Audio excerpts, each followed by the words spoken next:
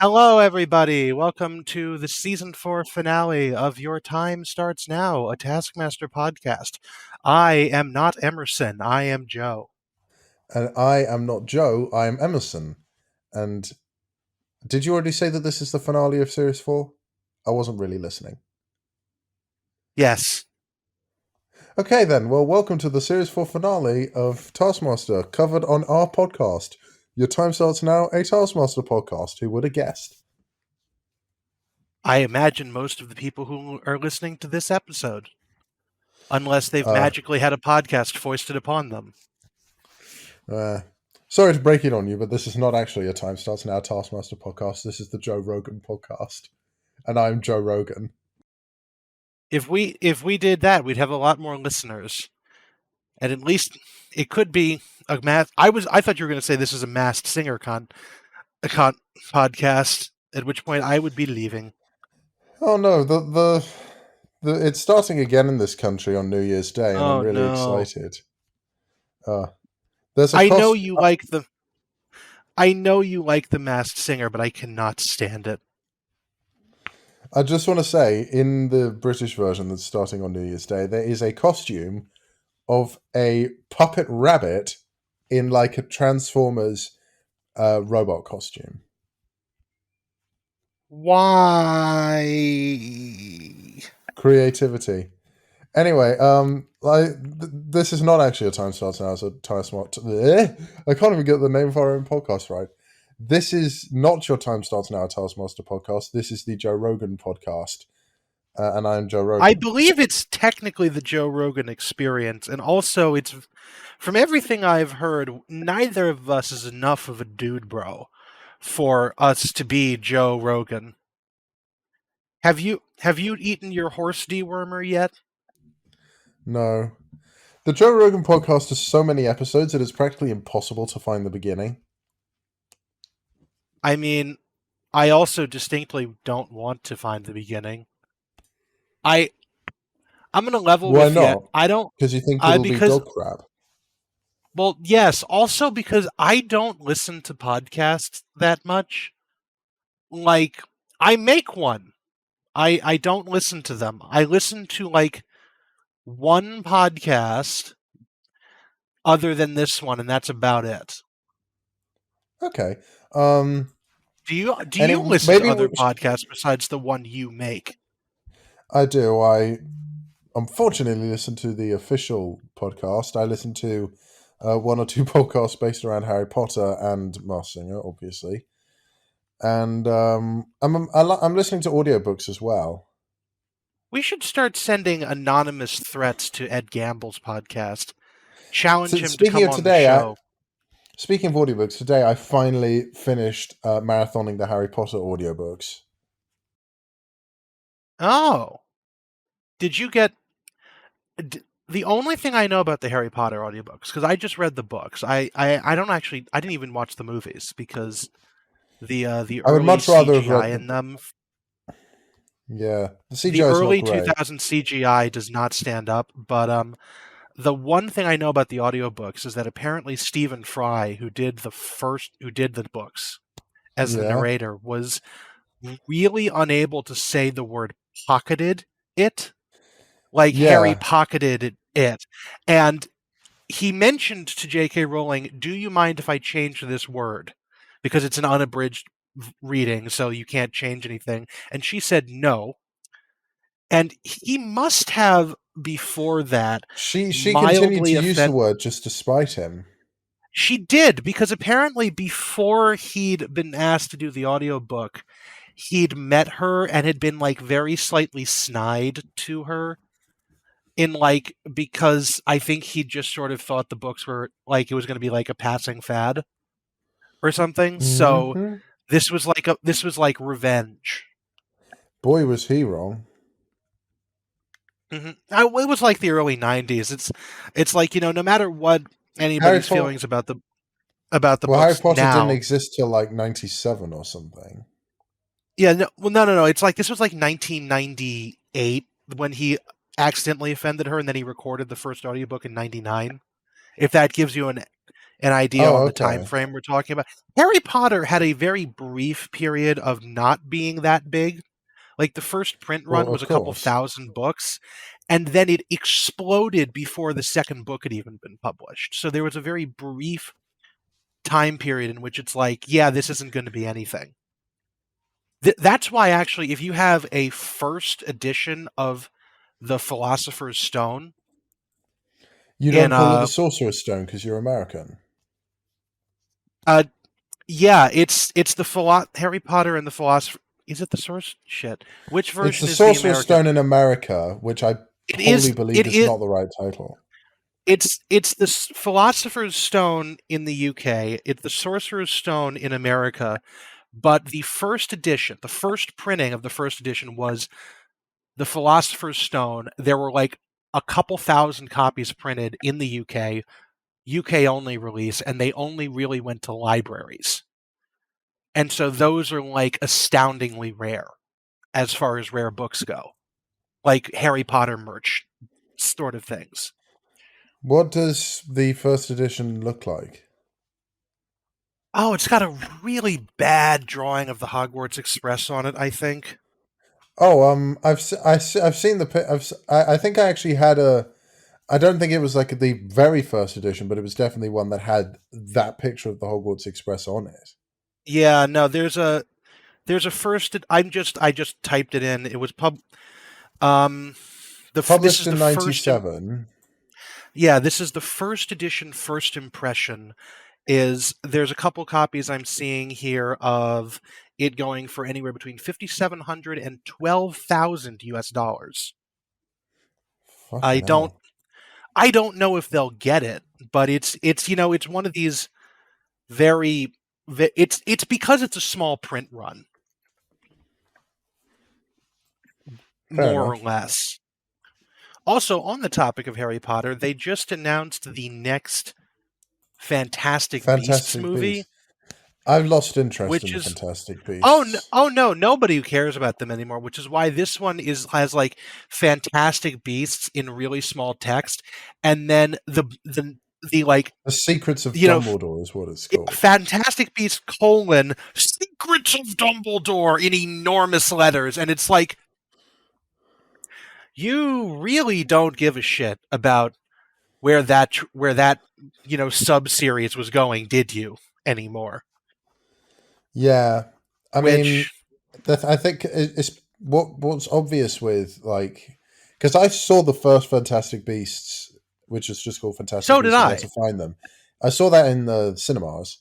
Um, obviously the thing is like it's supposed to be a spin-off, but it it doesn't feel like Harry Potter.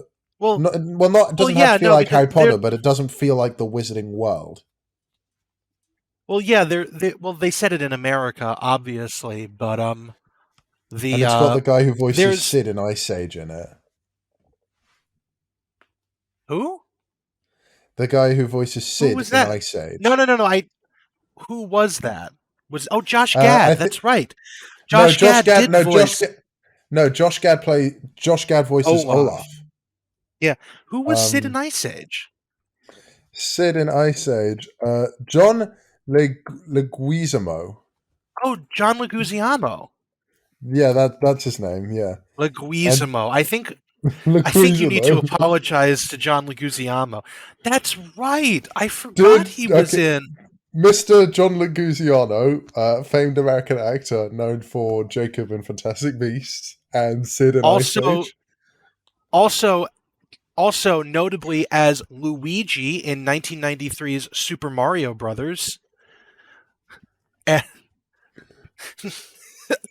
a recurring role in ER. Is that all right?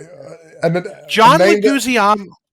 John and Leguizamo's main rise to prominence came with a co-starring role in 1993's Super Mario Brothers alongside Bob Hoskins yeah. as Mario. Was I thinking right? Was he in Fantastic Beasts, or am I completely wrong on that? I am going to check right now. Because if it's not him, that makes it even more embarrassing. This is going to be really funny if he's not. Oh my god, no! Oh my god, I don't think he was. Oh my god, it's the wrong person. It's the wrong person. If he's not in this episode is going to be called Fantastic Beasts starring John Leguizamo. Because I don't think... He's not in it. What have I done? What have I done? He's not in this.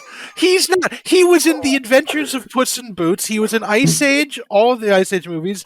He was in the miniseries Waco. He was in BoJack Horseman. He was in The Mandalorian. He has not been in... Hold on, let me see. That's all TV. That's all TV. He was in John Wick. He was in John Wick. He was in... Just do the thing where you search. No, I am searching. I'm on his Wikipedia page. That's so embarrassing. He was in the John Wick series, and you thought that he was in Fantastic Beasts. This episode's title, this is a new record. We are like 10 minutes into this, and it's going to be called Fantastic Beasts starring John Lügweezamöö. And I'm going to tell you this. You and I are going to spell that in the most incorrect ways we can possible, and it's going to be different on the podcast versus the YouTube video. Because this is the albatross around your neck now, Emerson. I mean, it's a stupid mistake. People will forget about it. Fantastic Beasts, where to find them, starring John Leguizamo. I can't believe that. It's so embarrassing. How are we spelling Leguizamo? Wrong. How do you think it's spelled? Let's start there. Here's how I would spell it. If we're going really, really stupid. I hope I'm not L-U-G. No. U has... No, wait, let me finish. But the U has an umlaut on top of it.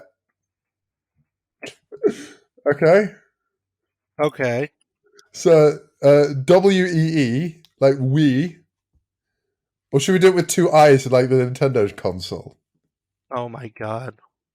And it's double Z. I hope that this is not pronounced wrong. Hold on. I have to look this up because I have a distinct feeling that I've been pronouncing it wrong too. Oh my god, what have I done? It was right. What have I done? I actually had to What have I done? What have I done? What have I done? So he spells his name, just for the record, Leguizamo. I know. And so we got to spell it really wrong. How about we spell his surname? How about we spell his surname Taskmaster? Oh my god! Yes. All of those letters are silent, but yes. So it's just John. The Fantastic Beast starring John. And the Fantastic Beast and Where to Find Them starring John Taskmaster, but it's pronounced Lügweezamöö. That title's too wordy. I know. YouTube is a character. I don't know. Oh god, I'm genuinely. I'm feeling embarrassment as such as I've never felt. Who did you think he was playing in Fantastic Beasts? Jacob, the Muggle man. That was Josh Gad. That was. I swear, I don't think it was Josh Gad. It certainly was not John Leguizamo. God damn it! Now you're. I know Josh Gad both in voice and in face. Then who was in Dan Fogler? That's him. Oh, some guy I've never heard of. That would explain it. What's even? He was Zeng in Kung Fu Panda. He was Gribble in the groundbreaking film Mars Needs Moms. Mars Needs Moms that killed the animation studio it was attached to. That movie did so bad. Look, I just want to see how. This is how. Okay. Guess Mars Needs Moms' budget.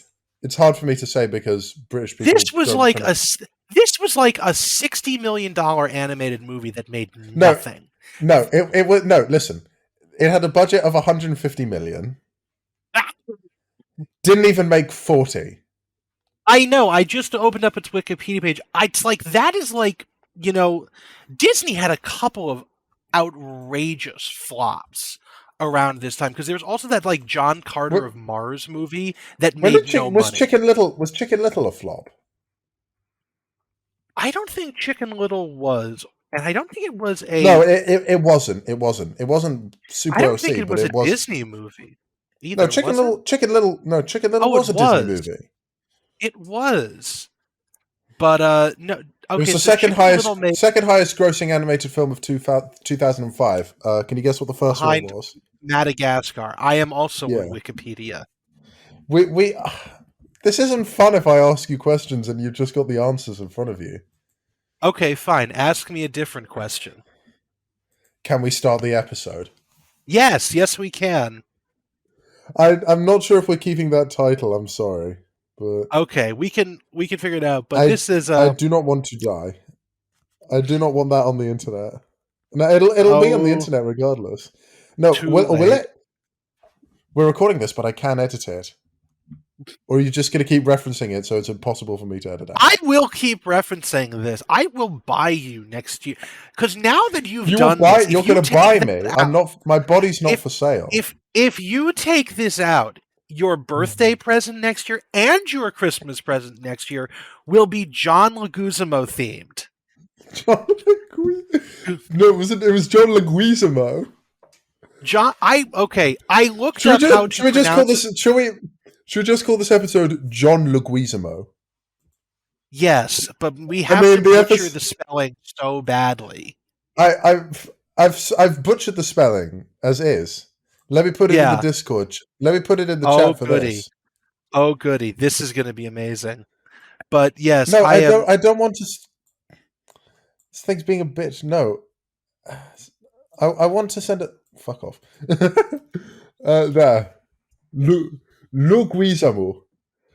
Oh wow! Shall I add umlauts to every single vowel, or some sort of accent? Yes. Although now the problem is, I looked up how to pronounce his last name because Google actually has a pronunciation thing where you can ask it and it'll do it. But now with how many different ways we've said it, now I don't know how to pronounce it, and I'm also not sure which way is correct. So I've successfully played myself. So I'm going to just try my hardest and maybe just not say his name once we're beyond this. But let it be known that if you do edit this out, I will buy you as much John Leguizamo merch as I can find. That's not his name anymore. He has to go to have the name changed on his birth certificate. Anyway, the episode, and you are doing the prize task. John Lasagna, that's his name. John Lasagna. But anyways. No, John Lügweezamöö. Yes. But anyways, this is in case you forgot, this is actually a podcast about Taskmaster. This is season 4, episode 8, the season finale for season 4, and it is titled Tony Three Pies. To start the episode, there is some banter between Alex and Greg, which we've discovered. Tony Three Pies to my John Lügweezamöö. Yes, that we have discovered that. Yes, Alex has discovered that he quite likes penicillin. So that Greg calls Alex a dirty little chicken. That is such a spelling. Also, his name is John, which I'm going to put that in the Discord chat so I don't forget it. No, can you put it in the Zencastr instead so I can see it easy? No. You typed into Zencastr. I just want to put it in Discord so I can find it later. Oh. The Zencastr chat goes away when we're done recording. Is he gonna come after us for this? If he does, we can invite him on the podcast. John Lügweezamöö. We can do our promised terrible movie rewatch and watch 1993's Super Mario Brothers and have a watch along with him. That'd be fun. Price So yeah, we've mentioned Alex quite likes penicillin. I don't remember anything else from the banter, and we're going on to the prize task, which is bring in the most cash. That's it. Very simple. Hugh is up first, and he has brought in 2 million. Dramatic pause. Vietnamese dong. The dong. dong. hmm The dong, well renowned for its extremely funny name around the world, is a very highly inflated currency that is means that 2 million dong is worth around £72.20 at time of recording. I actually, before we started recording, I went downstairs and grabbed my wallet because I have in my wallet 200,000 Vietnamese dong that I bought as a joke because it was like $10. If that gives you anything. Actually, no, wait, I'm sorry, I have 300,000. Oh, because you can just buy currencies and they'll be delivered to you with. Actually, I have many foreign currencies in my wallet. I have Icelandic kroner. I have Australian dollars. I have Someone gave me a Chilean peso, some Chilean pesos once. I have some Kuwaiti dinar that I bought for a friend, and then I never gave it to them because I bought them something else. Let's see. I have euros. I have Jamaican dollars, Bahamian dollars. That's Canadian money, which is like, Monopoly money. And yeah, no, more Australian money. I actually went to Australia right when they were introducing the new polymer notes, which was really cool. So I have a bit of both there. And then, oh yeah, here for all of you in Canada, I have Canadian Tire money, which is the most ridiculous currency I think I have in my wallet. Do you know what Canadian Tire money is? Not really. Is it vertical? No, Canadian Tire money is so Canada doesn't do pennies or so they don't do single cent coins. They haven't for like 20 years. And so when you pay in cash at Canadian Tire is a nationwide hardware store / general store chain in Canada. And when you pay in cash, and they will just round it up to the near, I think they just pay you like the difference up to the next denomination in Canadian Tire money. Okay. I think there's bigger denominations too, but it's really funny because Canadian Tire money is printed on like the same sort of like cotton-esque paper that like actual banknotes are. Huh. Okay. And it's just a Canada thing. I went to Toronto like 3 years ago and they gave me 5 cents. I'll put a link to what it is in our Discord chat just because Okay. it's minted by the Royal Canadian Mint and the Okay. Canadian Banknote Company, which is just it's just I it's appreciate like your a tangent, but we need to talk about Joe.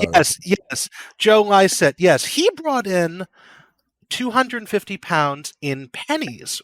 As we just mentioned, Canada doesn't have pennies, but the UK does, which he should have said he brought in £196 because that's how much this amount of pennies weighs. It was 89 kilograms, but I do think it's kind of funny that he got 196 pounds worth 250 pounds. Yep. It's Um, it's a humorous. tall cylinder of coins that he's brought in, and this is where it's clear that this is not going to be an objective thing, but a subjective thing as to like most money. Then Nole decided that he was going to make what he calls the note. And I don't know because I didn't like check around this, but does he spell it Note, or because he's named Nole, does he spell it Noet? I honestly Um, wasn't paying attention to that. No, it's not on the note anywhere because he painted it himself. It's got like caricatures of Greg and Alex on it. Alex has done fairly well. Greg has too much neck. Um, there's no real value that like you can put on art. Greg says as much, but there is like a 500 pound symbol written, like it says 500 pounds on the note itself. So value and undeterminate. Then Mm-hmm. and but it's if you like that art style, it's very nice. But I don't. So that is not playing in Noel's favor for Taskmaster Joe. Anyway, onwards to Mel. She plays poker with other famous women TV show hosts, none of whom I wrote down because I figured you'd know what they were. What? Uh, Sorry. Mel said she played poker with other famous women from TV, I'm afraid I didn't write this down, but yeah. but she She but claims she won she a does million quid she when it was yeah she actually only claims, and 240. no, it was 250 pounds on top, like because she And brought in a then briefcase full of she brought in £987 of Monopoly money. yes, which is 48 boards worth. It's a really great And about presentation of like a £800 suitcase of full of money. and about 800 the 48 Monopoly board games cost about 800 and something pounds. So she could have just brought that in. £815 and 12 pence. But what I'm more curious about is, can you just buy Monopoly money on your own? Because I doubt that. Oh, you can. Yeah, you can just buy regular Monopoly money for like $12. That's a whole set's worth. So what's 12 times 48? 576. That's not cheaper. That's not as cheap as it should be for when you buy 48. How much is a game of Monopoly worth in England? How much are you googling this or am I? Cuz I don't live in England, so I can't. uh I just wanted the price and now it's box standard Monopoly costs £13.60 from Argos. Oh wow. Okay, that's much cheaper than I thought. I guess, I don't I have a copy of Monopoly. Everybody has a copy of Monopoly. Actually, I have like 30 copies of Monopoly because I've bought a lot of the like It took me branded a very long versions. time to realize that Monopoly is actually a British board game. It's not, though. The original Monopoly was based in London, though. No, the original Monopoly was based on Atlantic City, New Jersey. Are you That's why sure? there's board. Yes, because that's why there's Boardwalk. That's why there's Park Place. All of the streets in Monopoly were streets in Atlantic City. That's why they Am are I what gonna they are. am I going to have to embarrass myself again? I mean, I don't doubt that the original British version of Monopoly was based in London, but Of course it was. the originating version of Monopoly was created out of Oh yeah, I think you're right. was created in 1930 35. something, 35. 35, We're spending too and long talking about Monopoly. the original version of this game in this format was based on the streets of Atlantic City, New Jersey. So, but in immediately afterwards, it was licensed for sale in in the United Kingdom. So it's not like you're wrong. It's just that you're not quite correct. Fair enough. I've been wrong about too many things. Emerson is wrong about things. That can be the title. No, no, I'm putting my foot down. That is Okay, not going to that's be this fair. episode. But anyways, finally we go on to Lolly Adefope, who is who is playing to fucking win. Lolly, she shows up with a blank check, much like was it Josh Widdicombe who did it in the? Yeah, he did it once. Yeah, Josh. Lolly did this. Lolly brought in a blank check that she said that she will just write Add to be 1p 1 pence more than the otherwise winning amount, which would be $250 and 1 pence, £250 and 1 pence, depending on whether or not they wanted to value the monopoly money in anything, which they wouldn't. Or she just has a bank envelope filled with £2,000 in it, which is really just such a baller move. I mean, I actually was thinking that's some. It's like I almost wanted to call that a real. You know. Are you trying to think of the contestant who's most likely to do it? Yeah, I was. Al Murray. I was trying. I was trying to think that's a real Al Murray thing to do, except that we do have like canonical episode evidence of Frank Skinner saying that he's got about £12,000 on him. Yeah, that he's got $12,000 on him. So that might be a more of a Frank Skinner move than an Al Murray move. It would be very interesting. Hit the man who buys everything versus the ageless immortal, and see who spends more money. Al Murray will just go to the Taskmaster house randomly on set for no reason nowadays. God bless him. Actually, I can't believe that he doesn't have like some sort of Tim Key-esque role. And speaking of Tim Key, that's not the last he's time in this episode. And it's I'm talking about funny. He's in. God damn it! But I do. I've been quicker to the punch with the tasks I want to do than you the last few weeks. I asked you which ones you wanted to do, and you said you didn't care. So we just did this. We did it in this order. But I do think that the Al has shown up again in Taskmaster. For way in the future, listeners, we are going to at some point cover. There was a couple of tasks done as advertisements for Google, just from Google Translate or like Google just in general, where they used smartphones to solve the tasks, and they had Desiree Birch, who was in season 12.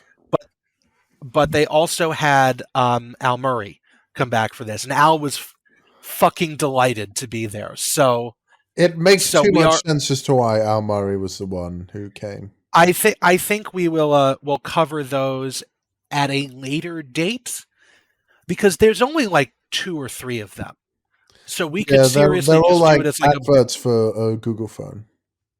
Yeah, it's not a Google phone. I think it's just Google's mobile app suite, like the Google Search app, as opposed to Google Chrome and Google Translate.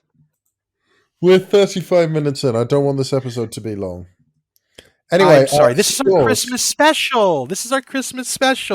Yeah, and it's not even got a Christmassy title. It's too bad. I was going to say something really nice at the end because it's Christmas. Should we have a picture of a thick Grinch as the episode's thumbnail? No. We can. Should I put the picture? Do you want to see them? Should I put the picture in the Discord chat? I don't want to, because you said it and the image was foisted upon my mind without my consent or desire to know about it. So no.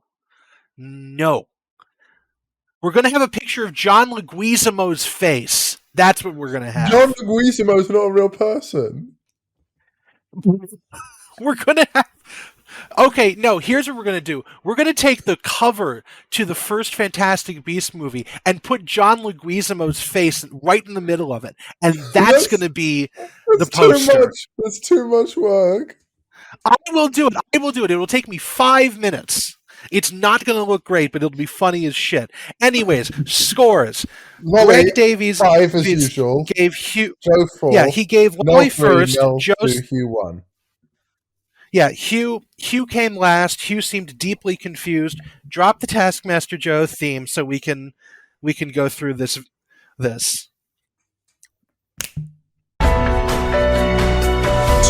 Taskmaster Joe. Talk. Right. Starting off from the bottom, I'm going to disqualify Nole because the note is a piece of art. It is not cash. I was actually watching a video on this earlier today, and it's like, art is not a liquid asset. You cannot exchange it for money very easily. So I'm not They made I'm that not comment counting in that as the episode talking about this, I think. yeah, On I'm not counting sorry. that as cash. That's not cash. Fair enough. Hugh, I'm putting in fourth because even if you do the exchange value and everything, it's still £72. Joe gets third, and then I'm giving Mel second because theoretically, if you bundled all the Monopoly money together, it could probably have a residual value of like £1. Just from like the fact that you could sell it to someone. Because, it's like I would never buy Monopoly money, but like a Monopoly money in a briefcase looking like that, I would pay like a couple of bucks for that just because I think it would be cool. Because Mel's was presented in a briefcase with the money on top, and to make it look like it was a suitcase full of £1,000,000. I would pay a little bit more for that, so I'm gonna give Mel second place because there's a little bit more value and a little bit more physical money, if that makes any sense. Vaguely. And then Lolly, I'm going to give first place to because it's £2,000. It's the most money. Yep, makes sense. Okay. And now on to the exotic sandwich task. Yes, which I am taking. Okay, so the first part of this task is make the most exotic sandwich. I don't have a great deal of notes about. Oh, I do. I didn't write down the ingredients of anyone. I did. I wrote down. I wrote down for Mel's, if that helps. What I did have is Joe and Nole both put the the concealment dish on their heads. Yes. Which reminded me of a very racist moment in an old Donald Duck cartoon. Yes, to sort of set the scene, it's in the main room of the Taskmaster house. There's a giant silver tray with a very elaborate cover on the top. You pull it off, there's the task underneath on its own little rotating serving platter. And then the lid of the tray is big enough that multiple people wore it as a hat. And if you Yep. And if you squint and engage your like racist goggles, it does look a bit like a stereotypically Chinese hat, but it also really doesn't. Mel, do you want to say what Mel you can say what Mel's sandwich had in it, and then I'll say. So Mel went for a sweet sandwich. So double-decker, Snickers, Kit Kat, Turkish Delight, Marshmallows, Crunchy Bar, Twix, Terry's Chocolate Orange, Nutella, which had the logo covered by a card saying Nutella on it, M&M's, chocolate mini eggs, white bread, icing sugar, and a blowtorch. As far as I am aware, I read everything on there, and then Alex Horn fucking said it afterwards.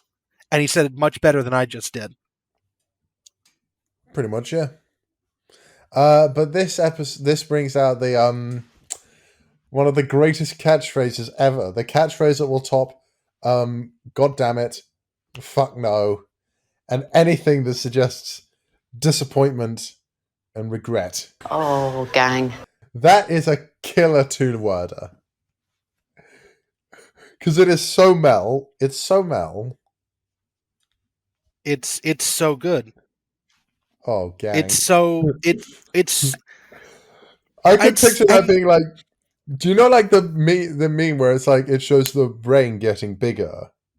Yeah, yeah. I can't think of like Galaxy Brain meme, yeah. I can't think of like what the ones leading up to it would be, but the very top one with the big galaxy brain would definitely be O Gang. I For think it would something. go, and if someone wants to make this and send it to us, you can email it to ytsnpod at I'll make gmail.com. I'll I make it. think, oh, this can be the cover thing. I think for the lowest one, for the normal brain, it would be, oh Discord fuck. this.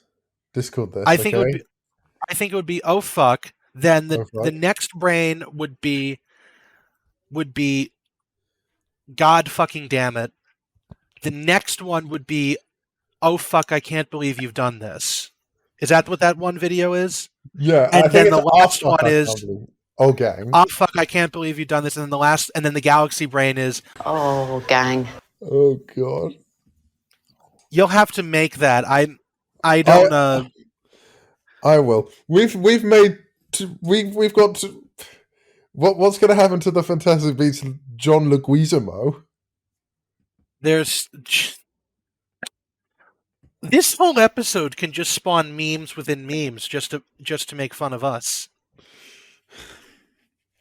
If you want to make any of the things that we have If you would about, ever like to make a meme for us, you are welcome to, and you can send it to us at our email address, ytsnpod@gmail.com. You can message one of us on Reddit if you found us through Reddit. You can message us on Instagram. You can message us on anything. You can leave a comment to an Imgur file on our YouTube channel if you want to. I would love to see your memes. But yes, Mel has done so much for this sandwich. I also would just like to note that Mel said she wanted to blow the Taskmaster's tiny mind. well, that's very When rude she of her. the face that Greg's makes right after that, this is 9 minutes 27 seconds in the video if you want to look it up, is the funniest face I've seen him make in a very long while. You'll What have was to the go look it timestamp up. again? 9 minutes 27 seconds. Okay, I'll look it up. We're on track to have a longer episode than usual, which I don't want. Yay! Hugh, It's a Joe, and Christmas Lolly miracle. bar humbug. Yes, We should have had but- the sheep task for this one. So I looked at it, bar humbug. but no, Anyway, and then Hugh, just Joe, to and say Lolly what Mel did, snorted- just because I She gets a bonus I point don't for think- snorting an M&M. yeah, she has to eat this diabetic pagoda that she made, and it's Yep. everywhere. My favorite part of this is that she just toasted the marshmallows that she put on the very top layer of this with the blowtorch, and then immediately picks it up with like with hands on either side of the sandwich, and immediately just slaps her palm down on top of the gooey marshmallows. Ugh. It's like it's hilarious because this is a question I have about this entire task, and I'm just going to mention this here. Nobody thought they were going to eat it afterwards. Did no one think that? When I saw this task for the first time, my entire thought was going to be that I would have done this, and at the end of the first part of the task, because the task is presented Well, try telling in that to two Noel segments. Fielding. No, seriously. The task is presented in two segments because it's first make the most exotic sandwich. You have 10 minutes to plan it, and then after they make the sandwich, they're presented with a second part of the task that says eat your exotic sandwich. Most sandwich eaten wins, or fastest wins. So I would have gone out of the first part of the task going, "Can I eat this?" And I would have been sold because I love sandwiches. I make great sandwiches. I love toasties. Anyway, Hugh, Joe, and Lolly, they're grouped together, so I don't really see a lot of what they're doing. But... They do, yeah. You don't. They do savory sandwiches. I'm like except for Joe, who serves his with an Arctic roll, and Holly says like a Frankfurter what is sticking an out. Arctic roll? It's like a spongy kind of. Obviously, it's like a roll shaped, not like a Yule log kind of thing, but so it's like a sponge, on the outside, and then all through the center's like ice cream. Oh, okay, so it's a dessert. Yeah. Well, what did you think it was Oh, going to be? It was called Arctic Roll. well, I didn't know because we have those in the States. They're like Swiss rolls and stuff, but most of my exposure to them has been I didn't know they had ice cream in them. And also that flavor combination with whatever the hell else Joe was making, because I definitely saw grapefruit being put on top of shrimp. So nothing about that seemed appealing whatsoever. It's So not I'm not amazing. I'm not entirely that like just to see what I saw like grapefruit being put on top of shrimp, a hot dog sticking out of a disassembled pineapple. Hughes was actually seeming to be All edible, right. Yeah, but he was but still penalized because it looked like it came from M&S. which I guess, but he did he did eat the most of it, although he didn't eat all of it, which I think is funny. But jo- they did none of them liked him except for Hugh. Yeah, Hughes was like Greg said, pretty much just straight from M&S. And then we come to Noel Fielding, and Noel. Oh, Joe named his sandwich Mother's Delight because he panicked when Alex asked him what it was called and just Yes, named it that. yeah. Back to Noel Fielding. Noel understood the first bit of the task, Yeah. and to me, there is nothing more exotic than a sexy stripper sandwich. If we didn't have Okay. about 3 or 4 eggs in the title basket, that would be up there.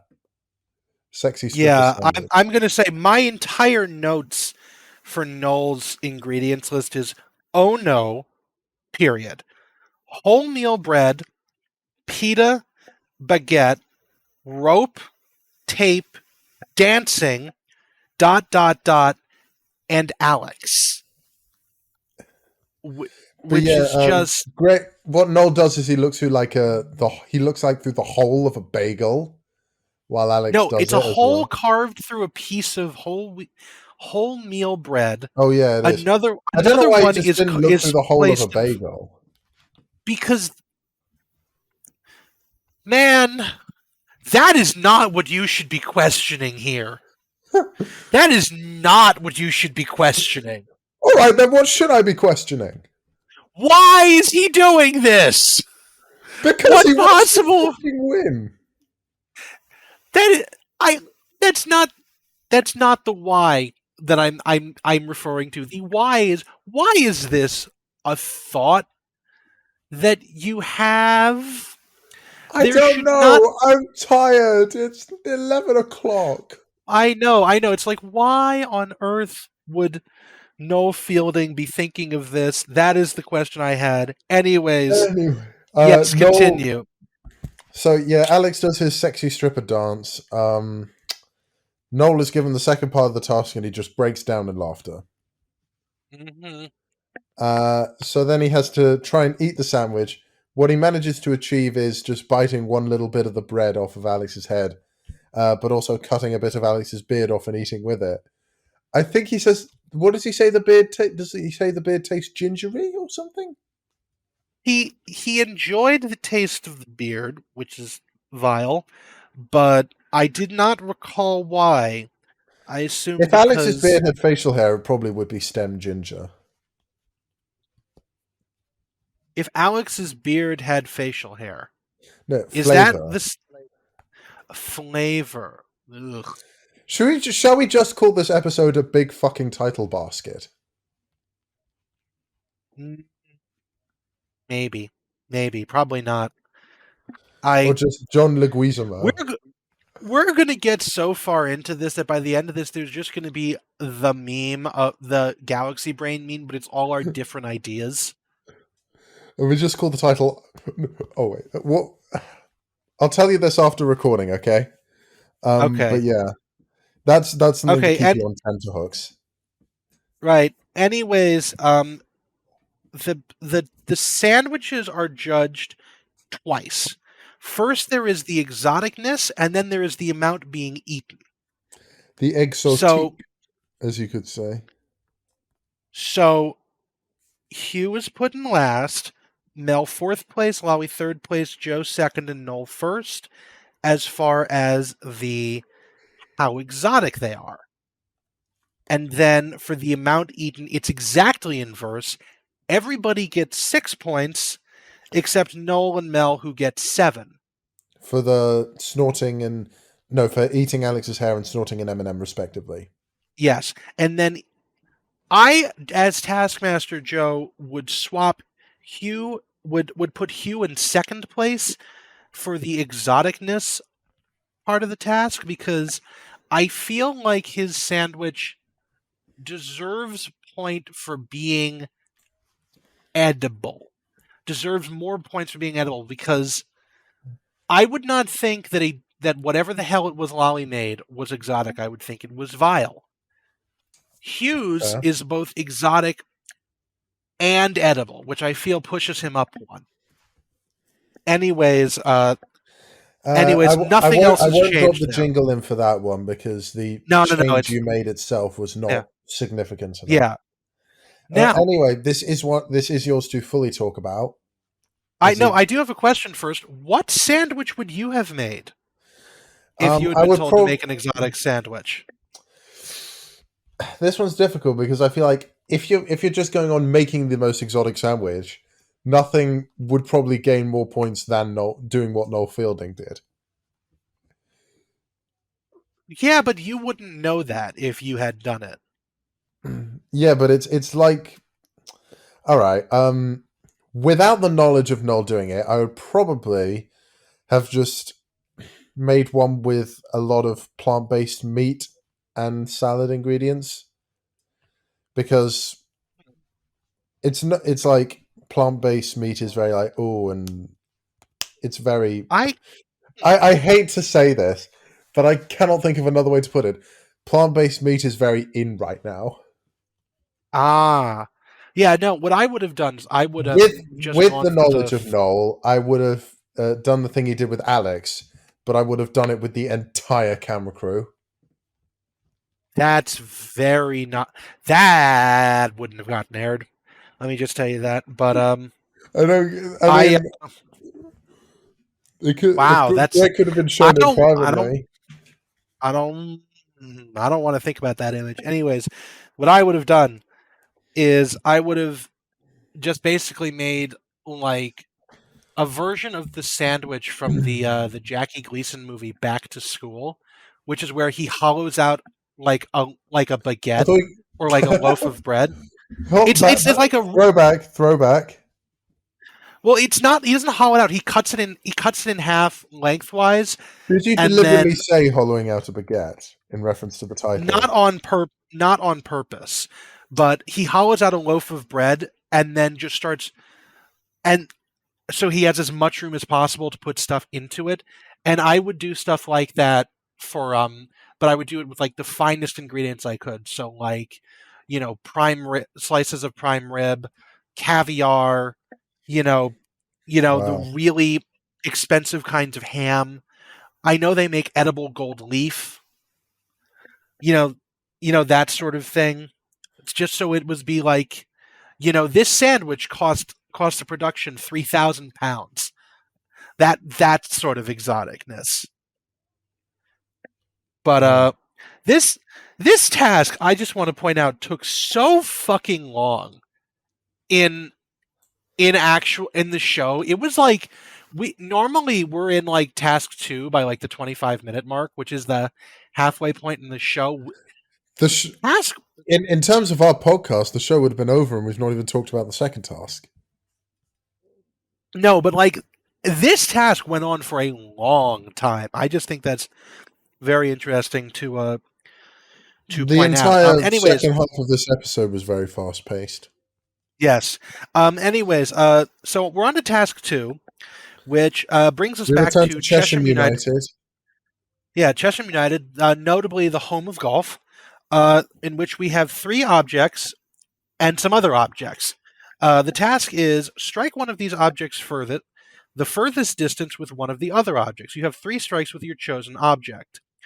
So we have a bunch of items lined up on golf tees, or not as much on golf tees because one of them is not.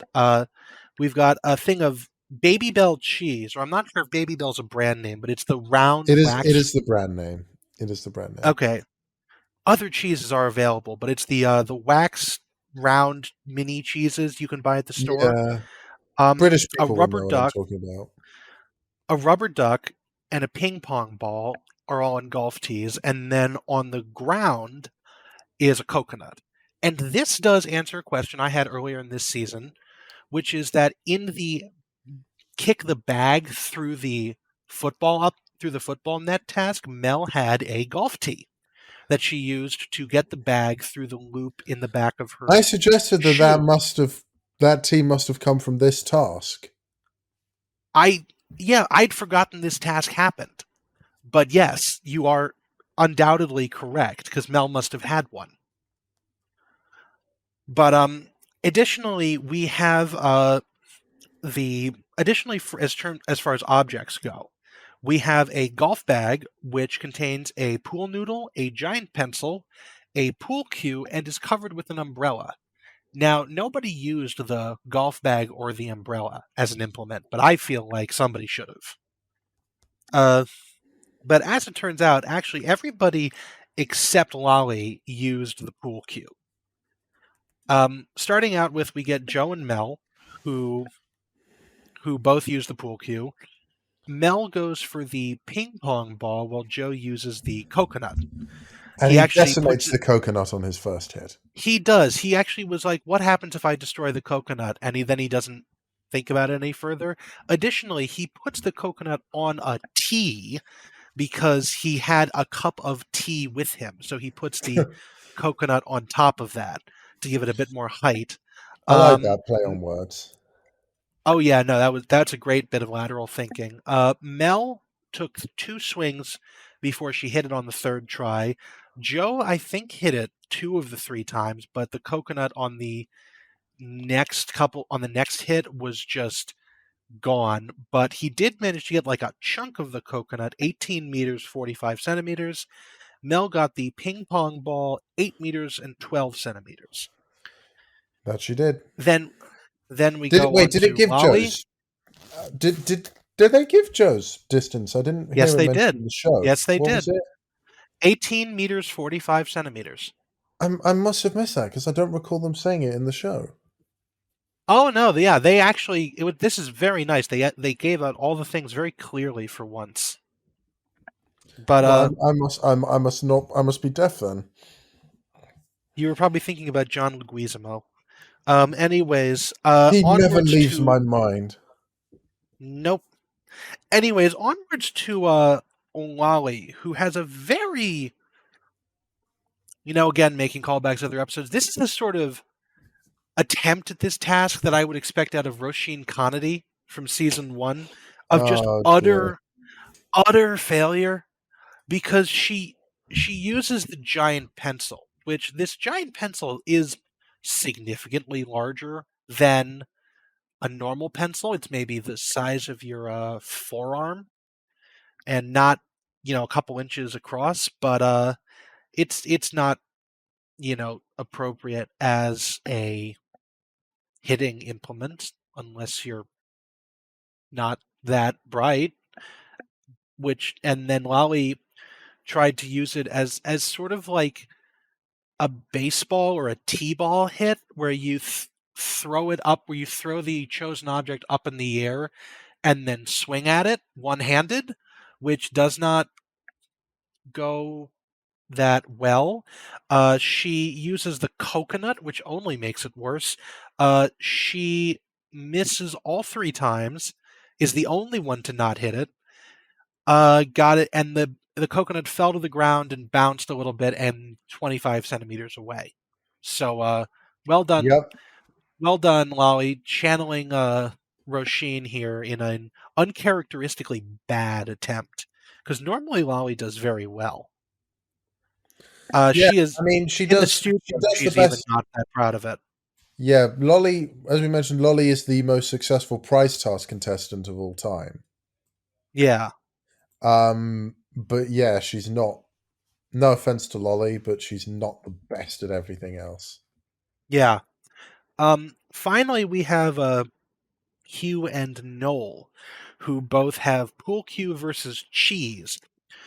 Hugh has a great golf form and just picks up the pool cue, lines it up, misses on the first, and then gets the next two hits. Just rockets it away and does very well.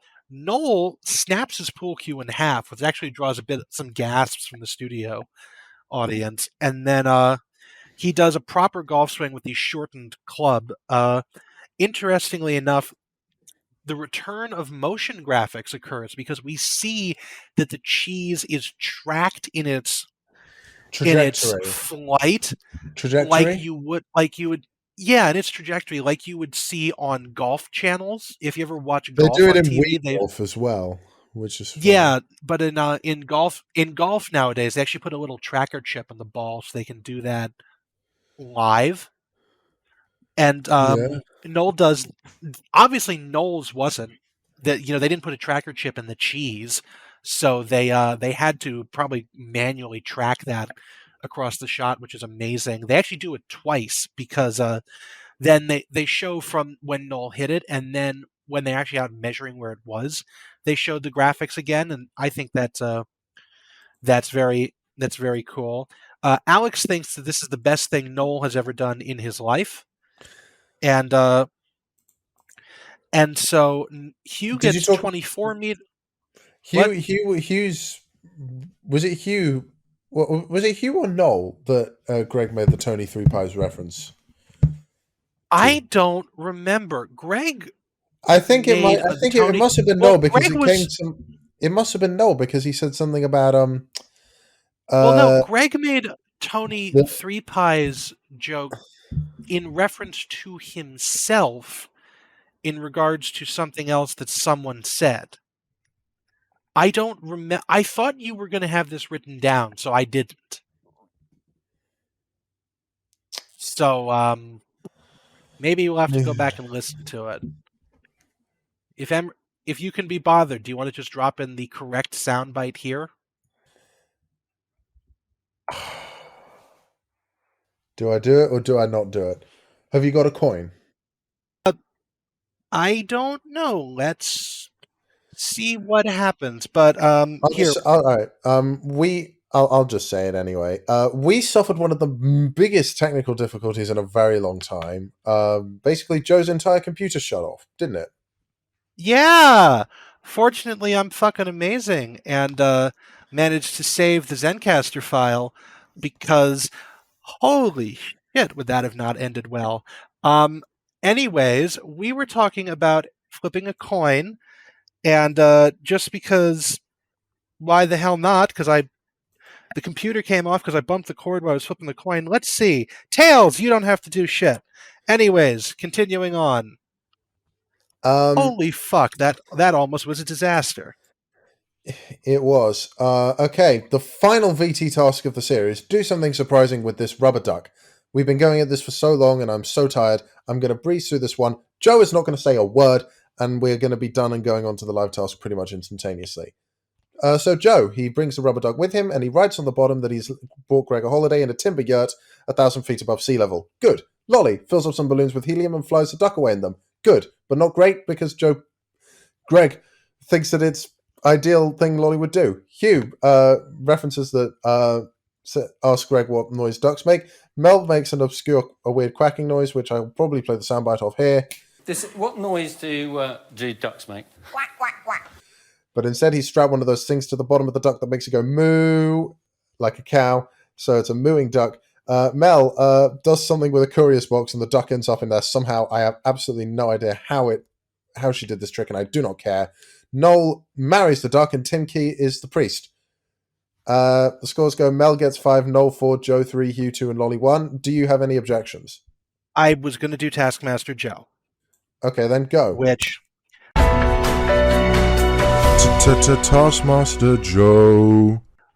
Wally goes in last place because it's not that surprising. Hugh and Joe get joint fourth because, they're not that much. Mel and Nole get joint first because it was very surprising that Nole went through with that. Very surprising Tim was involved. Mel gets the other half of joint first because that poor delivery driver didn't know how she did it either. He cared very much. He looked like he had actual psychological damage from this. And I don't even know how any of that happened. Neither does he. Mel just grabbed this man off the street. It was very a lot. Very Mel. Do you have? I know I said you couldn't make any comments, but I've decided to retract that. You can say any brief comments that you like. Comments I've got: Mel's nuts. Alex says, "Prepare yourself" under his breath when Hugh brings out his thing. I don't know where the hell Joe booked this yurt, but I want to know if Greg went on that. Final note: as they open up the task, there's an interstitial clip of the house. The hands on the clock of the Taskmaster house spin around together and don't move to note that the hours are changing. They spin around just linked together somehow. I'm not sure how they manage that because clocks are not supposed to work like that, but it's a fun little visual thing to note. That is it, and we are on to the live task, which is drawing. The task is draw the median duck. The median duck alone wins. You have 100 seconds. There will also be a bonus point for the best duck picture. Everyone is on the. I have one comment. This is the only time that I can say without any sort of argument whatsoever that Mel Gedroych has properly sworn in the series. Oh yeah, no, Mel loses her shit here because. I'll put in the sound. I will put in the soundbite for this because it is funny. I don't know what fucking size everyone else is going to. Yeah, Mel actively loses her shit over the description of what a median duck is. Just to point out, just to clarify this for the audience, the median duck, if everyone draws a really small duck, then some people draw a really big duck, the duck in the middle is going to be the one. There's no real visual content going on here because everyone's just drawing on an easel and the easels are pointed away from the camera. Basically, if you're a bit thick, if you took no, I was going to make a really, really immature, kind of disgusting joke, but I'm not going to. Basically, if you took my house and Joe's house and Elon Musk's house, the median house would be Elon Musk's, as my house would be biggest and Joe's would be smallest. Really? We're going to make these jokes after I saved this episode. I was going to say something else, and I won't say exactly what it was. I know what you were going.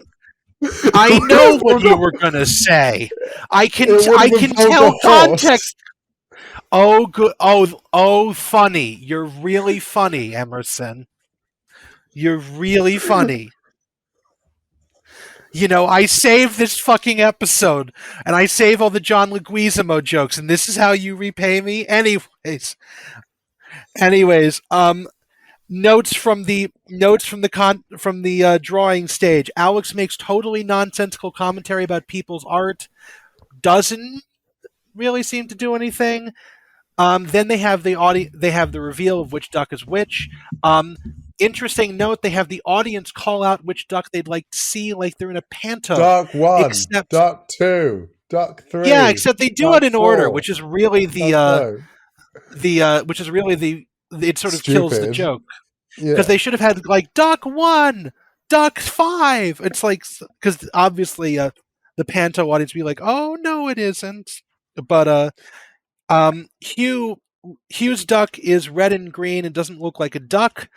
Also, it looks like a mallard in a way. Yeah, Hugh actually says as he turns around, remember that ducks aren't really yellow, which I think they don't always look like ducks.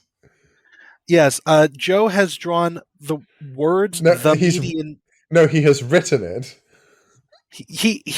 if you want to play that soundbite, it's really funny, but I'm not going to make you because the last time I asked you to do that, we almost killed the episode.